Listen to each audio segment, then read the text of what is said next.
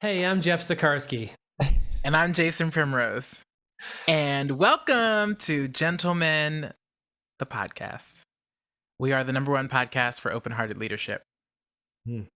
Before we get started, if you want to get more in the form of community, you can follow us on Instagram at Gentlemen, the podcast. You can join our private Facebook group by searching Gentlemen and the podcast.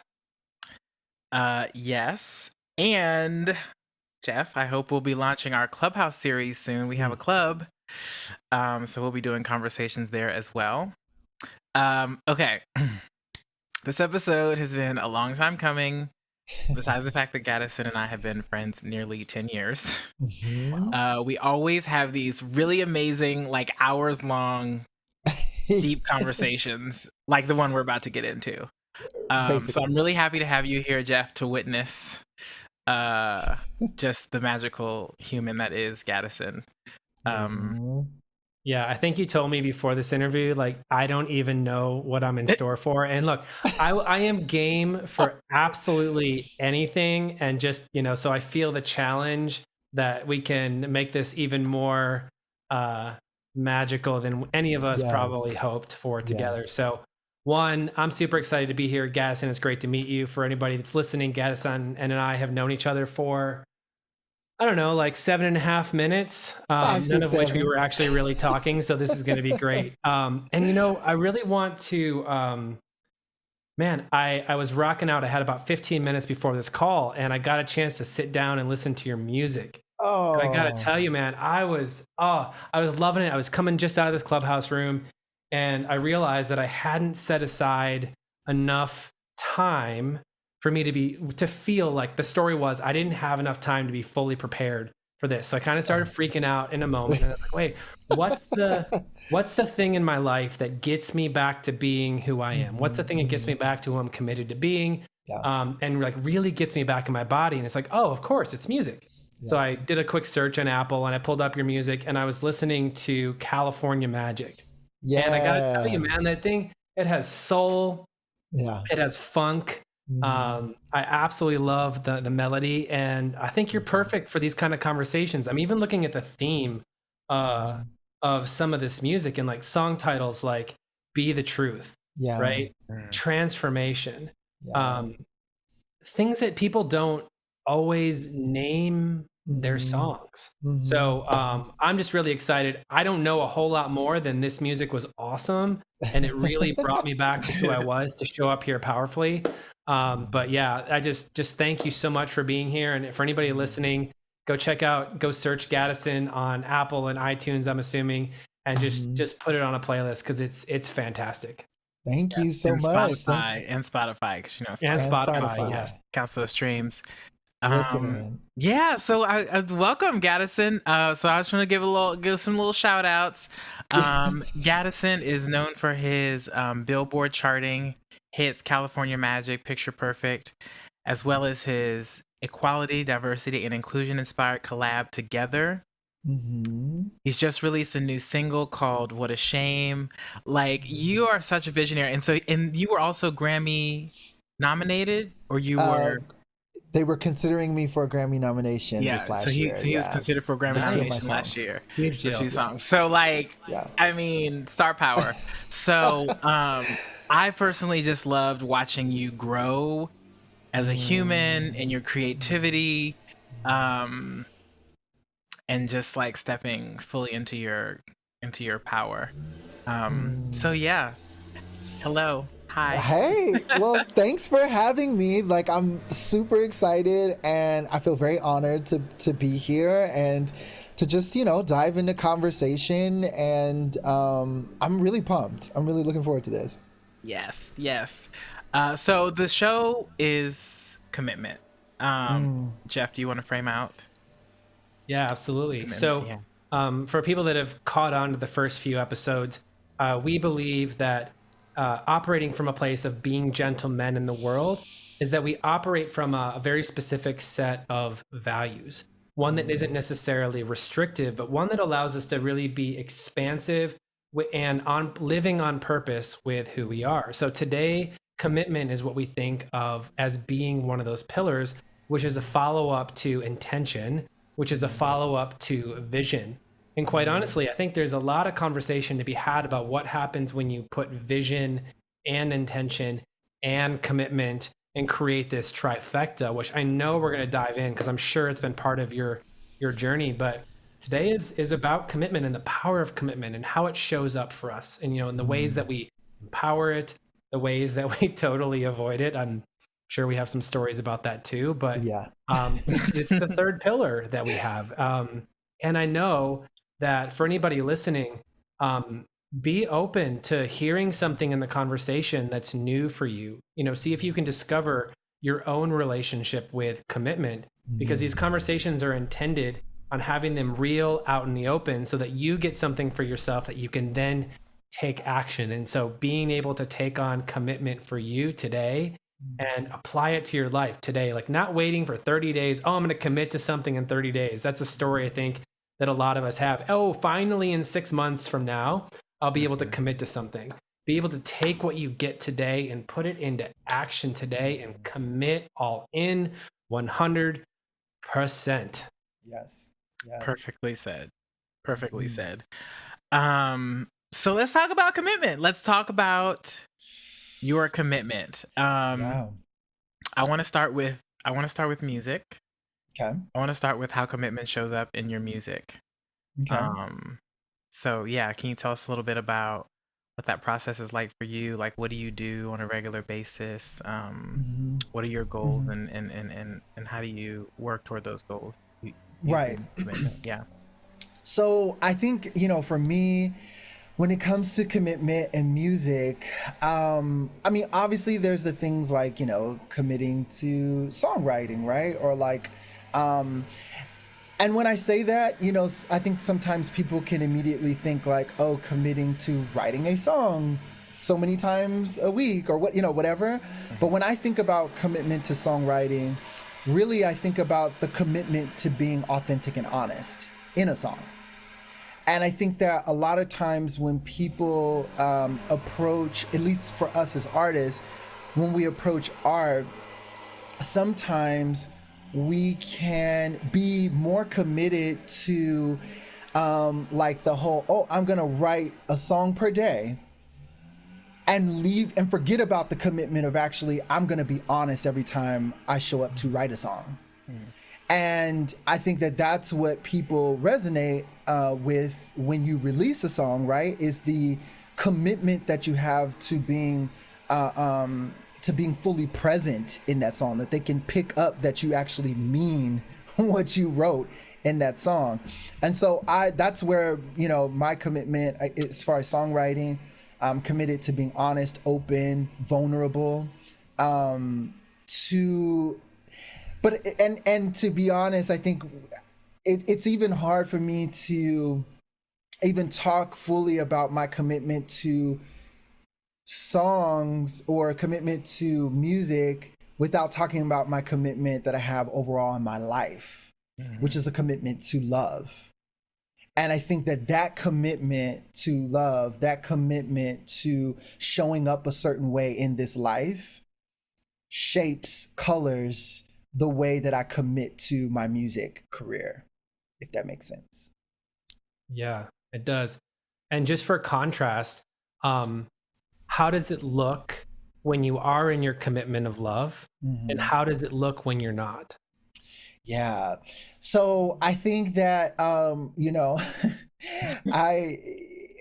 lot of my story was, you can see when you hear my story, you can see this idea that I wasn't committed to love, and the idea of, I think a lot of times when we talk about a commitment, or when I talk about a commitment to love, I'm talking about a commitment to loving myself, which then in turn rubs off on other people. It expands my capability to actually love other people, right? It's that whole idea of like, how can you love others when you can't even love yourself?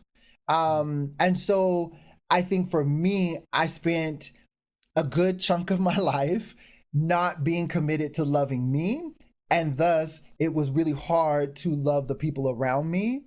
And so yes, when I wasn't loving myself, it looked like fractured relationships. It looked like for me, it wasn't a self-centered thing. It almost was the complete opposite. It was centered around everybody else except for me. And so it was this idea of like, oh, I interpreted love as, well, if I can just give my all to everybody else, then that is what love looks like. And that left me really drained. It left me, it's a little dramatic, but it left me a bit destitute. Like it just left me very wanting more, not feeling fulfilled, all that kind of stuff. I also want to say, sorry, you disappeared for a second. I also want to say, I think there was a time when you weren't making music too, right? Was that wrapped up in that as well? Well, I would yes and no. I mean, not making music as to what I'm doing now, but I've always been involved in music, which is kind of why I say when I talk about how I make music or how I show up in music or how I'm committed to music now, it's a different thing now because I've learned how to be committed to myself, and that's what I hope comes across in my music, right? The ability to love self and committed to that journey comes off in the music. It comes off in the song Transformation. Like I can talk about all of what that means to me and how I experience that in my own life, and how that is really me kind of opening up my chest and saying like, do you want to see me? And hopefully it helps you, but ultimately, like, do you want to see my process and my journey and the commitment that I have to loving myself? Wow. Yeah, I mean, we have very similar stories. Not like that similar, but in terms of the creative process, like, I've always been writing, but like to write in the capacity that I'm writing right now is like it's a completely different level of ownership in terms of creativity, and a completely different level of commitment to like the craft and the process and the sharing, and the impact. It's just like a whole, I mean, even that song like Together, just bringing all those people together and releasing it when you did, and it's just it's huge. It's very big. And it's hard to be that big when you're not committed to some part of yourself or to loving yourself. And I feel like that was such a huge part of my journey, and a part of me is like, even now as I'm talking, you know, I always kind of want to like, once you hear my story, you'll kind of understand more of what I'm trying to communicate. But I think, you know, even when it comes to Together, you know, and the you know, basically I did this song called Together. I brought a bunch of different artists on one track, and we made this song that I think was a reflection of the times, right? And a reflection of the desire of the times, which was, you know, around the election and all that kind of stuff, and coming together and all that good stuff. But I think that really came from this place inside of me of bringing the individual pieces of me that I had segregated in my own life. Okay, like this idea of, you know, my Blackness, this idea of me as a musician, this idea of me as a father, this idea of me as a friend, this idea of me as a, you know, whatever, all these different things I had learned to. You forgot one. What? What? Go on and put it in. Did you skip LGBTQ plus? LGBTQ plus. I mean, there's a whole bunch of things. There's a bunch. There's a bunch.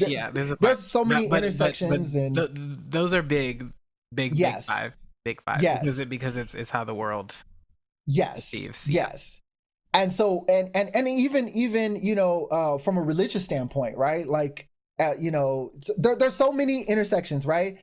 And I had learned, in order to survive, to fraction off those things or to segregate off those things and make them their own individual thing. And I never understood, or it took me a while, it took me a journey, a process to understand that in order to be a whole person, I had to really bring all those things together, and I needed to figure out how they came together to make me, the individual, the unique individual that I am, how all those things came together. And instead of what was happening is I could show up really good as a musician over here, but would kindly excuse my religious, the religious part of me, the LGBTQ part of me, right, and I could talk the talk, I could do all the things, but it wasn't authentic to me, and I felt that dissonance. Yeah. I felt that weird whatever, because I wasn't committed to loving me, which looked like bringing all of me into every situation that I came in contact with. Yes. So I love that. Just closing that up, loving you meant bringing you into every situation that you came into contact with. And that was a difference in commitment, right? The difference between just a commitment to yourself, to your entire self. Yes, absolutely. Jeff, did you have something?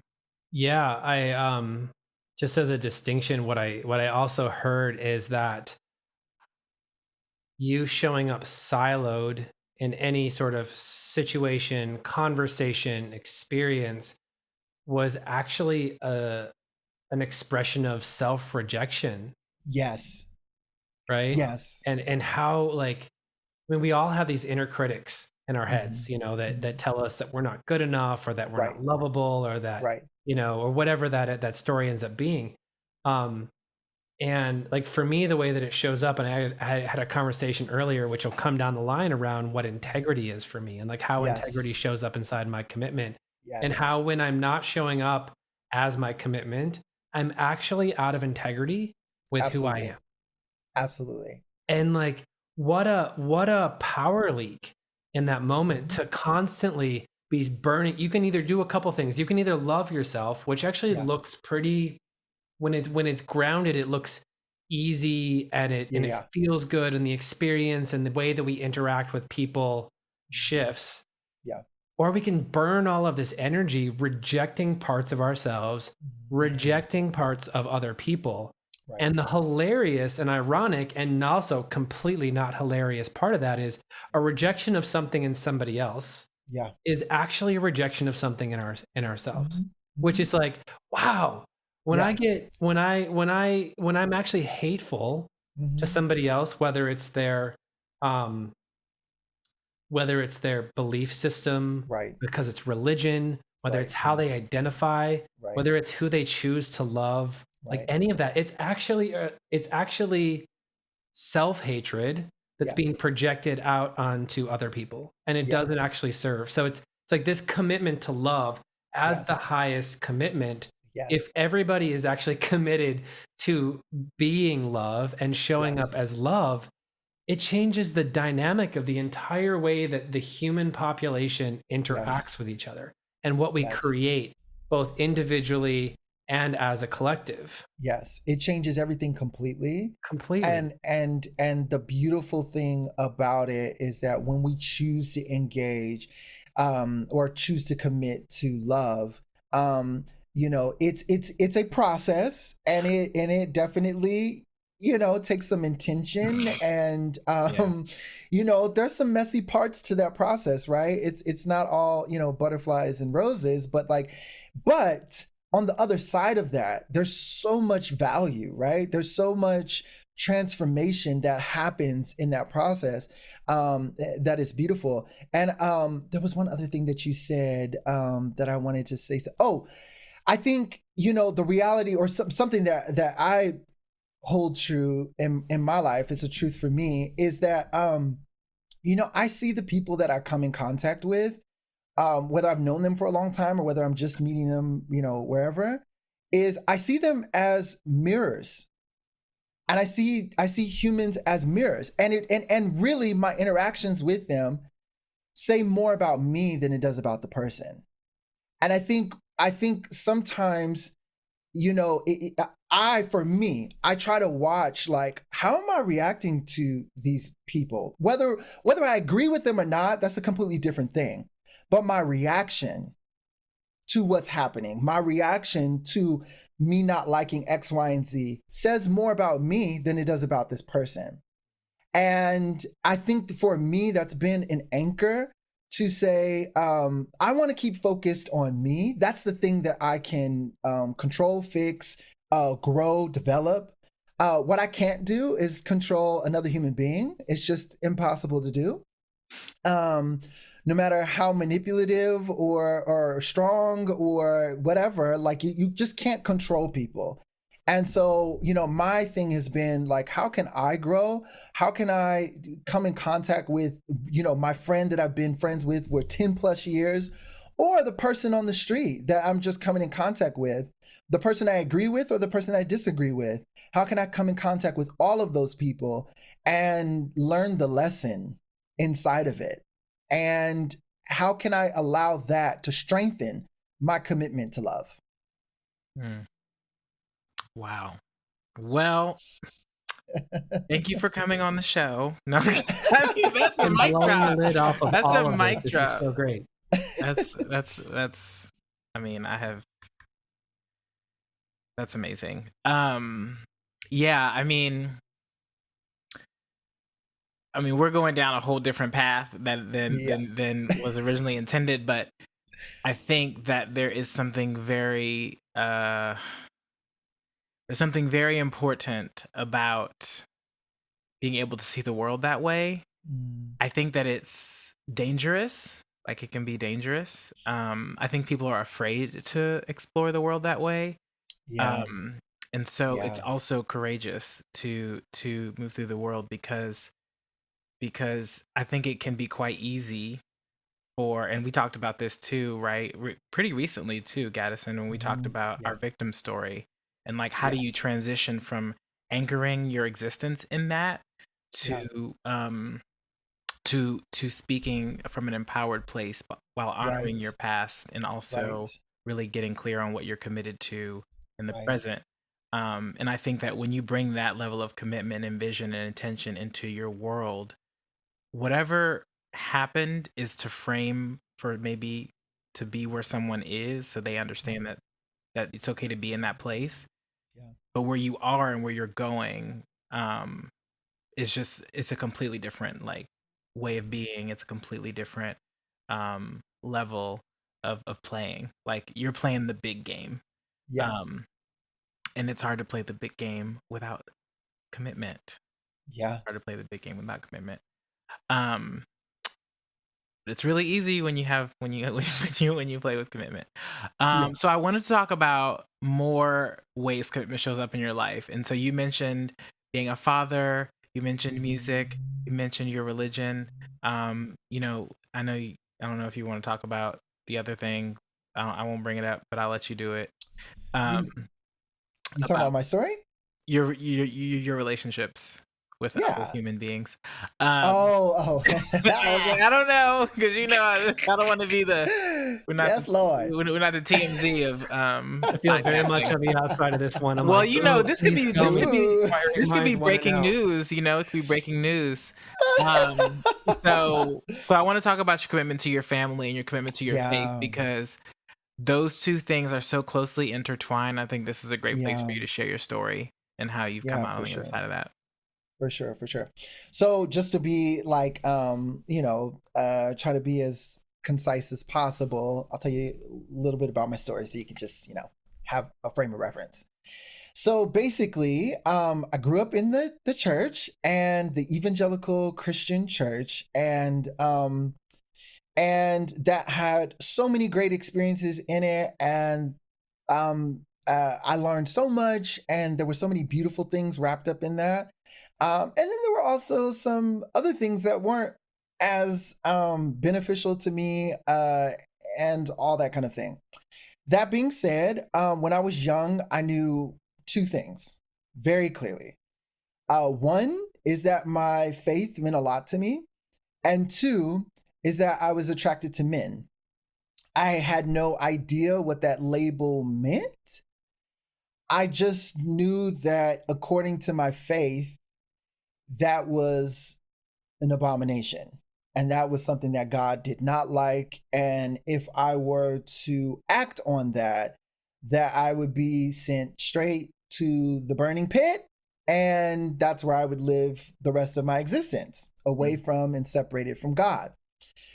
Well, as a child, you know, that's a heavy revelation to learn. You know, it's pretty heavy.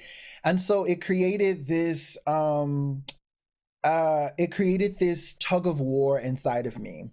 Because I knew both things to be true, but I didn't know what to do with all that information, right? Like, what do you do with that? I mean, how could I stop being attracted to men? I mean, give me the pill and I would definitely take it. Like if it caused me to not be attracted, then I would take the pill and then I would serve the rest of my days as a straight man that loved God. So grew up in that very clear communication. Also, the communication was that, if you know, God can heal you. Gay is like a cancer and God can heal you of it. And then you'll be the straight person and you'll be able to marry and have kids and do your thing. And that will be kind of like a testimony of what God can do, the power of God. So that was my understanding, that you could pray the gay away. I ended up going to Bible college, fast forward, ended up going to Bible college, go through that whole thing. In this particular Bible college or Bible program, you couldn't date the first year. It was a small little class, whatever. At this point, I had been through like mild reparative therapies. I had been through a lot. So wait, I just want to pause because I want to make sure that people hear that you actually were encouraged to go through reparative therapy by parishioners, family members, because they thought that you could heal part of who you were born as through some sort of like system or program. Okay. Yes. I just want to make sure everyone's clear on that. I mean, I'm sitting over here so removed from this and just mind blown that even exists. And one, like, thank you for sharing all of that here. And we'll get back to your story here in a second. And thanks for the vulnerability and saying that. And wow, I'm so sorry that you had to go through that. Yeah. It was a lot.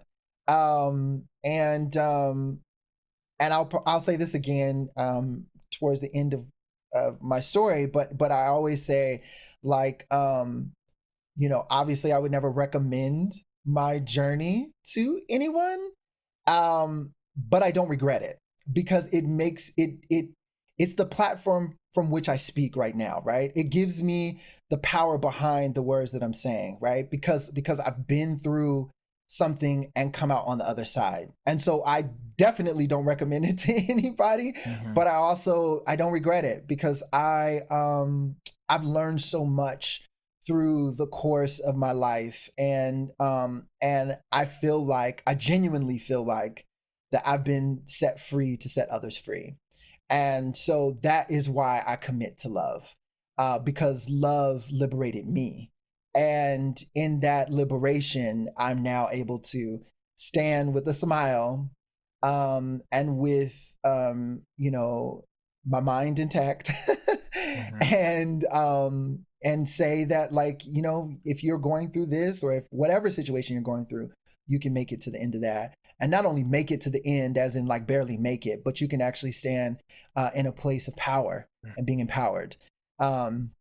So like I went to Bible college, you know, I went through the whole kind of, you know, reparative therapy things. I went through the ones where it's like, yo, you need to be with all the gays, the ex-gays, and you guys need to kind of like conversate and figure out, you know, where all of this homosexuality and all that stuff is coming from. Then that wasn't good. Then they switched methods and they were like, listen, you actually need to be with a group of straight men. Okay. And you just need to learn how not to sexualize the love of a straight man. And so, what you need to do is be able to get a hug from a straight man and not be able to, whatever. So wow, I did that. That is just like a clear misunderstanding of what it means to be a homosexual, by the way. I mean, or LGBTQ plus in any capacity, because I'm like, I don't get turned on when men hug me. That's just not a thing. That's not like thing. Absolutely not a thing. It's not the thing, but okay. So no, now I have to tell this story because this to me this is kind of like a kicker, right? So, and I don't know if I told you this before, Jason. Maybe I did. First time. I know. So basically, when I switched over to the one where it was like, yo, you need to be around a bunch of straight guys and be vulnerable to tell your story and have them basically accept you. And when you feel that acceptance, it's like, oh my gosh, the homosexuality is just melting off of me. So when I was in that space, one of the things that they did was they were like, hey, listen, we're going to have like a men's retreat and we're going to go camping and all that kind of stuff. So when I heard this, I was like, okay, maybe, I can go out with the fellas and do the thing, right? And so I'm like, okay. At first I'm like, okay. So it's about like 2 or 3 weeks leading up to the point, and they were like, just, they announced it and I'm like, okay, maybe I'll do it. Then I start thinking about it and I'm like, I don't know. Something about this doesn't feel right. And I'm a very intuitive person. So I'm like, something about this just is not, I don't know. So then I decided nah, I'm not going to do it. Right. So I told them, I said, listen, this time I'm going to pass, but can't wait to hear what happened when you come back. So anyway, long story short, they, the camping trip they came back, right? We have our little, group and we talk about and everybody's like, oh my gosh, it was just so awesome. It was so powerful. And now, mind you, this group is, obviously connected to the church, and this is the context, right? So this is so powerful. God really did a cool thing and blah, blah, blah. And I'm like, wow, at this point, I'm kind of like, dang, did I miss? Should I have been there? So they're like, yeah, the sessions were so cool and blah, blah, blah. And they were like, oh, but the last night was real powerful. And so I'm like, what was the last night? I missed it. And they were like, yeah, that's where I got my breakthrough. I'm like, oh my gosh, tell me about it. So they say, okay, so what happened on the last night is the pastor guy was talking about being vulnerable, right? And as men, we need to be more vulnerable, which I'm like, okay, I get that. I can, get with that. And he said, so in order to show a level of vulnerability, he told everybody in the room, all the guys in the room, to just get naked. I said, wait, what? I said, I don't have words. Wait, what? Actually, the words I have, I can't speak on this podcast. So they literally were like, oh yeah, it was so powerful, man. We just stripped off, we got naked. And then he just said, go around and just start hugging your brothers. And he's like, they were like, yeah, we just start hugging each other and we just start. And I'm like, wait, hold on. Wait. So you're telling me that my story and you were inviting me to come to a space where we're all getting naked, hugging each other, slapping each other on the whatever. It's it just the level of being unaware. It was just a different level. But so strange. Those are the people. Yeah, it was completely strange. But those are the people who were telling me what to do and how to maneuver when it came to, how I identified and all that kind of stuff in my sexuality. Fast forward. Now, mind you, at this point, I'm married. Okay, I don't know if this was so when all of this is happening, I'm married. Okay. To a woman. And fast forward, we're married for just shy of 9 years. We have 2 kids. She knows everything. Before we were even dating, I told her that, this is, in our language at that time, this is what I'm struggling with. I'm struggling with homosexuality. So, all that stuff. She knew. We said we were going to do this journey together. And I just am a type of person where I'm always going to be vulnerable. I'm always going to be honest. I'm always just going to lay it out on the table. And so that's how we lived. I just And want to. I just want to jump because I know this. please, I know the please, story. you know the story. But one of the important pieces was that what Ali was really committed to was supporting Gattison as he healed his Yes, homosexuality. So yes, they actually formed a bond based around the belief that he wasn't able to be who he is, but that he needed yes, to be something else. And so right, their marriage um was kind of like the final bit of medicine to yes, move him beyond what Wow. people yes, believed was not meant to be. So yes, I just want to frame and that like their yes, relationship was based on the fact that like she thought she was helping him by yes, moving him beyond homosexuality, yes, and so they thought they were each other's solution. yes. And part of the reason that we thought that, and is because literally we had pastors tell us. I had a pastor tell me, when you have sex with a woman, your homosexuality will go away. I'm like, that's some magical nana, because like I don't I am like, I that didn't happen for me, and I don't know anybody that's happened for, and that's not a thing. But in the moment, again, because I was raised in this environment, and that's all I knew. And uh and, and and so and so bringing it back to commitment, you were more committed to your faith at this point than yourself, right? Yes, and this is what I mean when I say that now, I am committed to love. And being fully committed to love means that you have to first start with the commitment of loving yourself. Because I didn't love myself in that moment, and I was always trying to fix and correct and get away from a part of who I was. I hated that part of who I was. I wasn't able to fully show up, and it caused so much dissonance within me, and that led to everything that I'm talking about at this point. Yeah. So anyway, was married for just shy of 9 years, 2 beautiful children. Um, Long story short, I mean, it's the ending is a longer story than the lead up, but I'm not going to go into all that. What I will say is that we ended up we went through this process of discovery, started asking the questions after so many years of this whole gay thing not going away. We started asking really tough questions of ourselves. I finally allowed my heart to rip the muzzle that it had on, that I had placed on it. I finally allowed my heart to rip the muzzle off and ask the questions it needed to ask. And that set off a chain reaction. And Allie and I went on another journey to discover whether we felt like God um, thought homosexuality was wrong. And it's so interesting to ask that question at that point, because we had assumed and believed for so long that, yeah, we already knew the answer. Duh. Like, of course he thought it was wrong. It's an abomination. But this was the point for us to ask those questions for ourselves. We end up, coming to the conclusion through so much time and research that we didn't believe that that's what the Bible was communicating.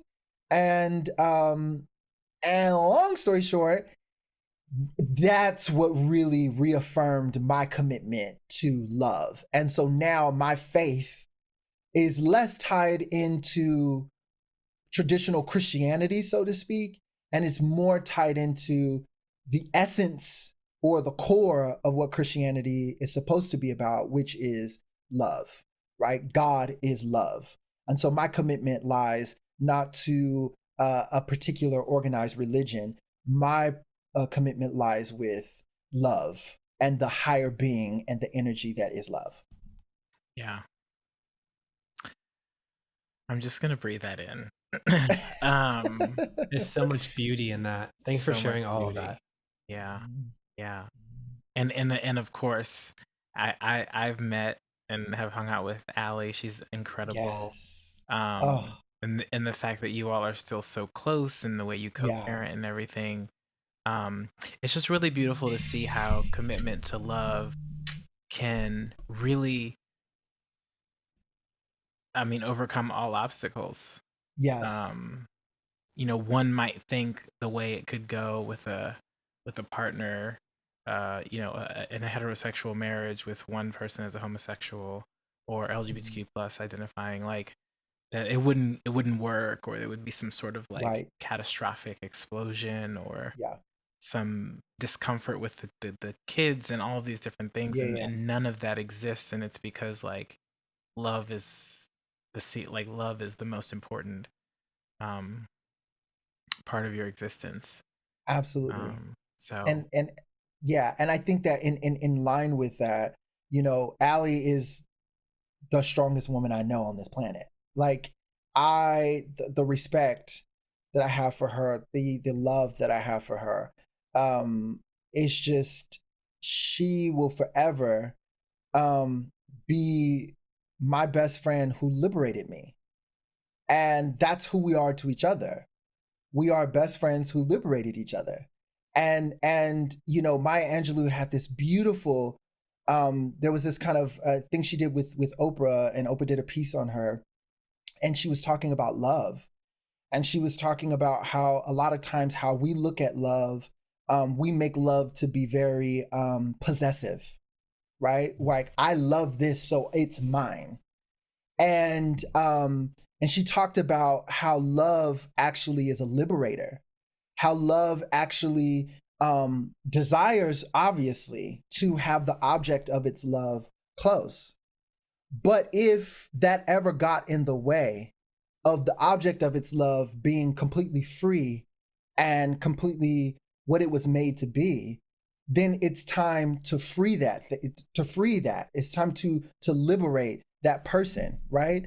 And so, she says something to the effect of like, I love you, and I would love for you to be close to me, but at this point, that's not possible. And so I liberated you and I let you go. And that's what love looked like in that situation.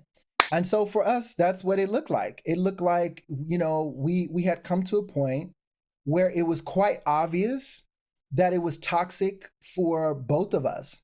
And not even in a way of like, anybody would have looked at our marriage and been like, it was a great marriage by all like standard. Like, we checked off a lot of the boxes, right? Like, we were great friends. We had good communication. We had fun together. Like, I mean, it wasn't like we were always like mean and bitter and this, that, and the other. We had our troubles and whatever, but like, it was just, we were good. We were good married. We really were. But there was just this small thing, called, I was a gay man and she was a straight woman. And at the end of the day, we weren't built for a long-term, that we weren't built to be in a long-term romantic relationship. yeah. And so we recognized that, and we put our relationship in its proper place, which was to be friends and to love each other deeply and to be partners in that way. And so I liberated her and she liberated me, and to this day we're best friends. We live close to each other, and we raise our children together, and we travel around and we speak about the power that love has to liberate each and every one of us. I am so proud of you. I just love you so much. I heard you say that commitment to love is commitment to freedom. Mm. And Yes. I definitely believe that without the commitment that I've had to loving myself and loving the Yes. people around me, that I wouldn't be as free as I am right now, Yes. and continuing to becoming more free. So, Yeah. um,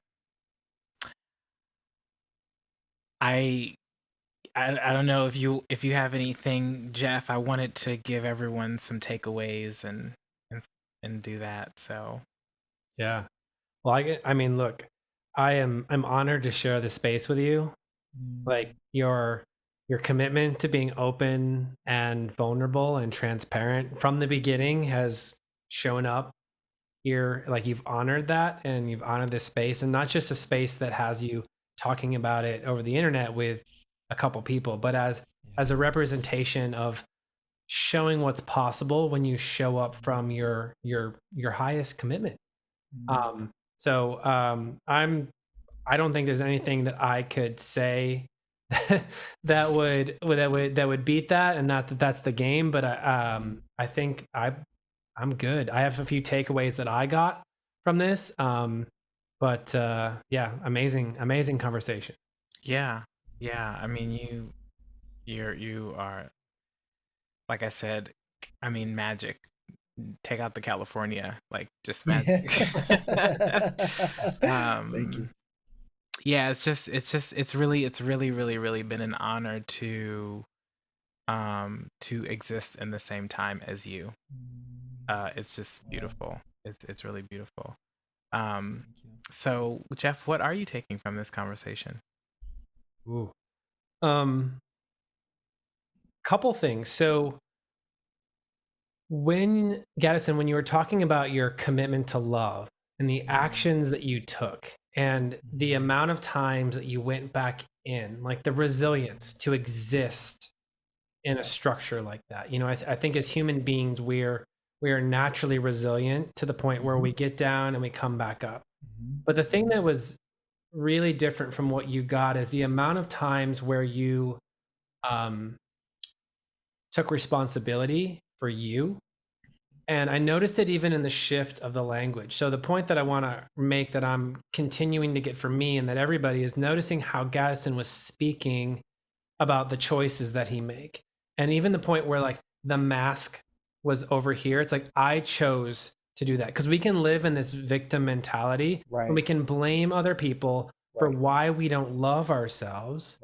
But if we take responsibility, so I was looking at things that get in the way of for me, of fully loving myself. Like where do I feel challenged still? Look, I'm a coach. I work with coaches. I work with people. I'm constantly growing. But like, where am I currently feeling challenged? In a couple places where, I will be completely honest that my victim story shows up sometimes and puts me at, in a victim position to something. And that when taking responsibility gives me freedom. And even though sometimes everything in me wants to convince me to go the other way. So that's a place that I'm working on for my growth, is taking responsibility. And it can start by using language. Like I can choose to take responsibility with the way that I speak as a way of changing my perception and my actions. So that was one thing that I took. So can we frame that as a commitment to I guess a commitment to responsibility, or a commitment to ownership? Well, and what I looked at is, yes, it's like, what are the commitments inside of my higher commitment? So I'm committed to loving myself, and I'm committed to loving other people. And I'm also committed to being responsible and taking responsibility for how I show up, for my impact, not for how people react, but the impact that I make in the world. Absolutely. And the other thing that I got from you, Gattison, which I'm noticing is in me, but I don't always acknowledge it, is I'm also committed to challenging what I know. I'm committed to challenging who I think that I am, where I'm willing to stop, like all of this stuff, like the amount of challenge that you took on the beliefs of other people, the beliefs of the faith-based system that you were in, the beliefs of the let's go to the woods and let's have a naked hugging contest, right? Like challenging the things that actually gave you the insight where you were able to step out into something that was more true for you.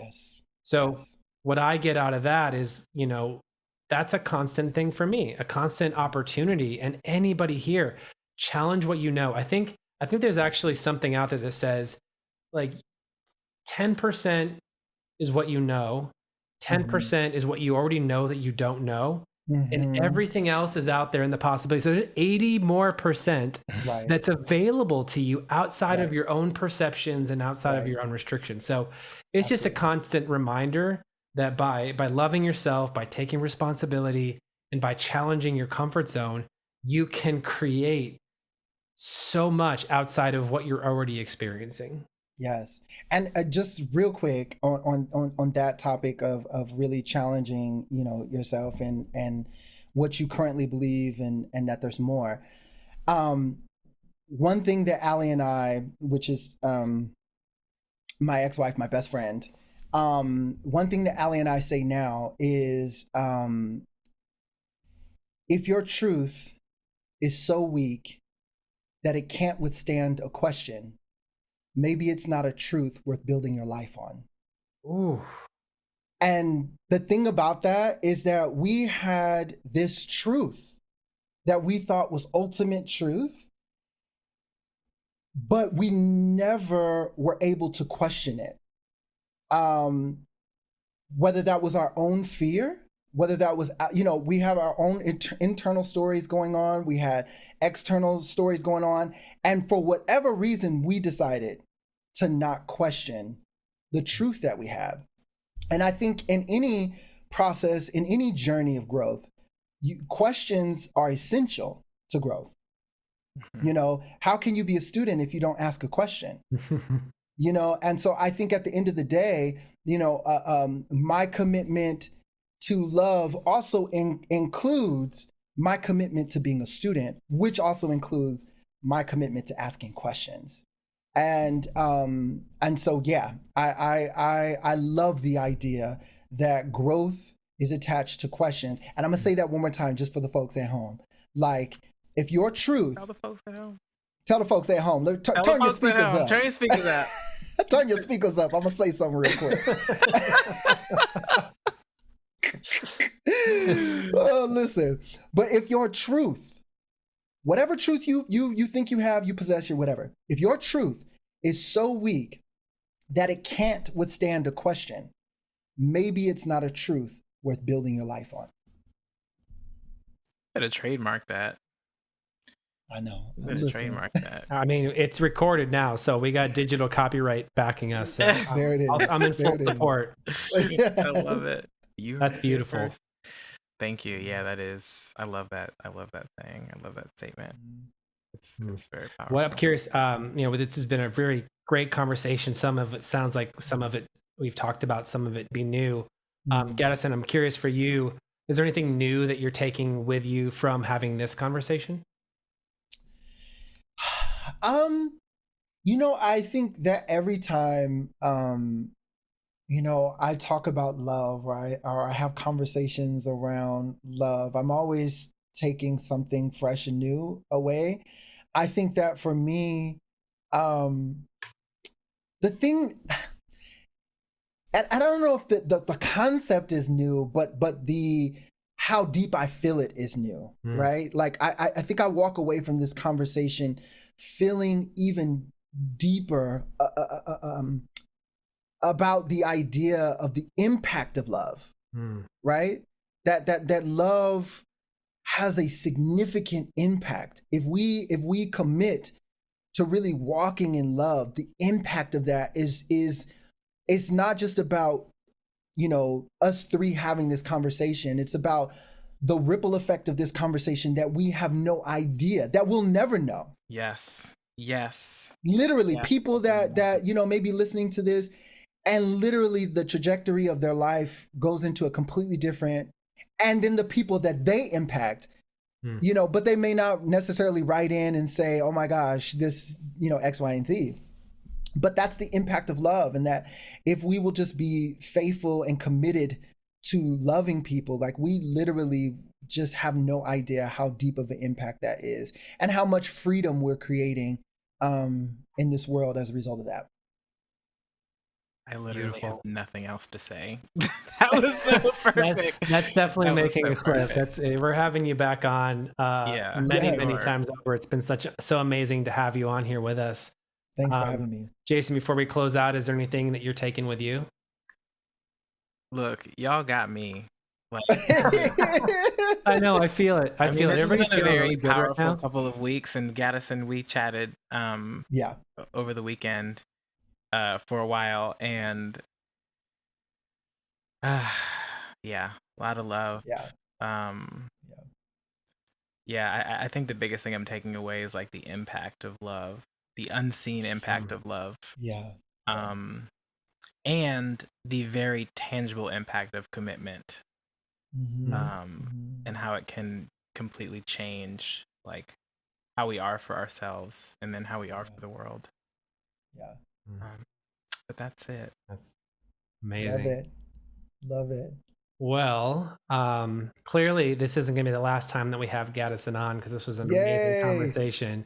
So as we wrap up, for anybody that's listened, as always, if you got something for yourself, we would love to hear about it. You can email us at gentlementhepodcast@gmail.com. You can join us on Clubhouse. You can follow us on Instagram at Gentlemen the Podcast. Send us a direct message. We love to hear about the impact that it's making. Share it with us. You can step into being a gentleman today by joining our Facebook group, and honestly, by choosing commitment here and now. And then go back and listen to all the other episodes of Vision and Intention. They all build on each other. Yes. But at the end of the day, commitment can start in this moment because you say so. And I really want to leave you with that. It's not something that has to begin in the morning. You can actually say, I'm actually committed to loving myself right now, as a declaration. And I, for one, even though I've been on this journey for a while, I'm going to say it again, as I am committed to loving myself. I am committed to being love in this world.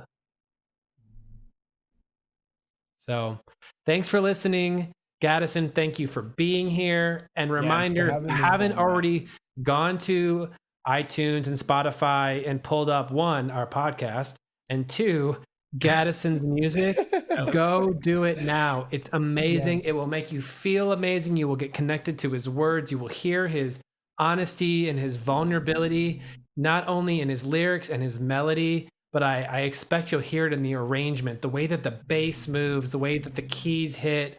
Who this man is in the world shows up in his music. It's just the sonic form that's an MP3 format. That's Jeff awesome. is a musician, by the way. So y'all need to just talk about that another day. This isn't about me. Yes, I amazing. agree. Awesome. And there's also a lot of hope and joy in your music as well. Yeah, thank you. Yeah, I knew this would be perfect. All right. Okay. Until amazing next time. work, everyone. We will close out and see you on the next episode.